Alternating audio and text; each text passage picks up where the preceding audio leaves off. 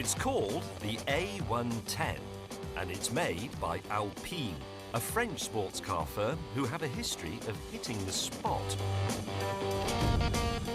The original A110, for example, won the World Rally Championship in 1973.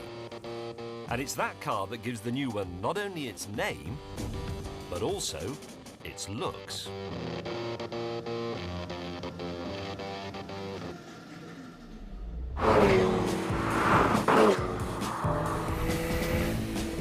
So, what we have here is a small, pure, no-nonsense sports car aimed squarely at the Porsche Cayman and the Audi TT. And this, unfortunately, is where the problems begin.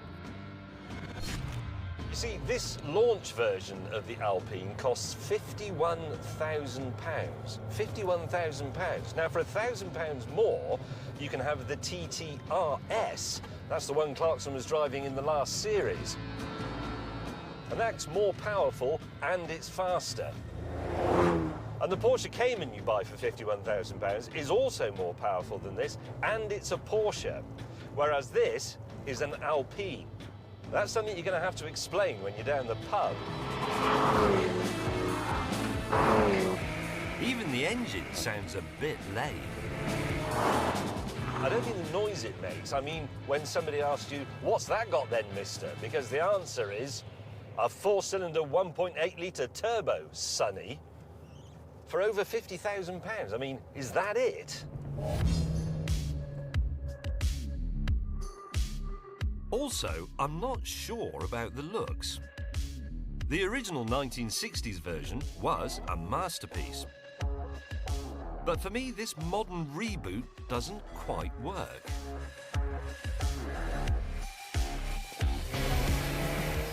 The problem, I think, is that on modern cars there are rules about things like how high the headlights are above the ground, how forgiving the bonnet is if you run into a pedestrian. And once you stretch modern legislation over 1960s design language, you end up with a sort of slightly lame tribute act. So, is there anything good to report? Well, thankfully, yes. For starters, although Alpine is owned by Renault, this car is not just a hot Megane dressed up in some fancy suit. The A110 is in fact a mid-engined, rear-drive sports car designed from scratch on a clean sheet of paper.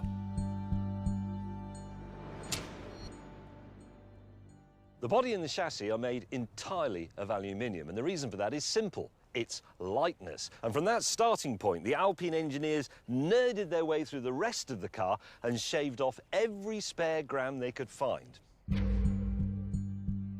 The seats, for example, are half the weight of the ones you'll find in any hot Renault. The handbrake is built into the main calipers, rather than being separate, saving another 2.5 kilos. Even the stereo is a bespoke, lightweight design. And then there's this boot at the front, which is just deep enough for a small suitcase like this one. But now I think about it, putting the suitcase in there would just add weight. So what I would do is just pack my overnight stuff straight in there. The only downside is that in the morning I have to go outside if I want a fresh pair of pants.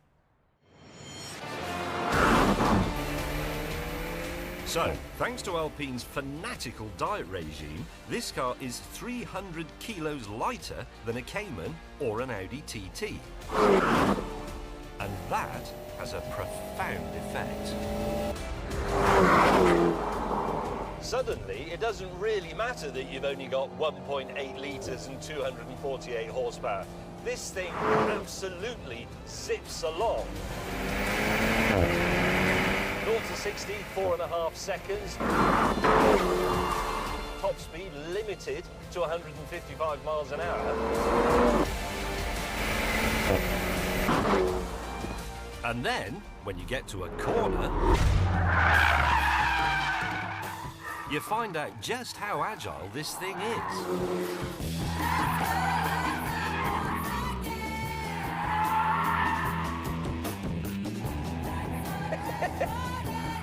It's like driving a feather.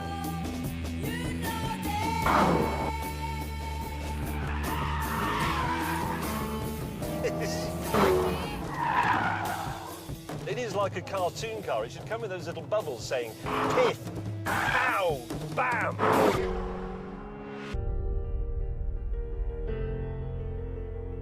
But even though the A110 is built to minimalist principles, you never feel like you're in some miserable Spartan track day car. It has aircon, sat-nav, phone connectivity, all the modern things you want. This whole lightness and smallness thing cascades down in a sort of waterfall of pure joy. Lower weight means you don't need such big tyres, you don't need so much grip. That gives the car more feel. Low weight means you use less fuel, you make lower emissions. It's just win, win, win, win all the way.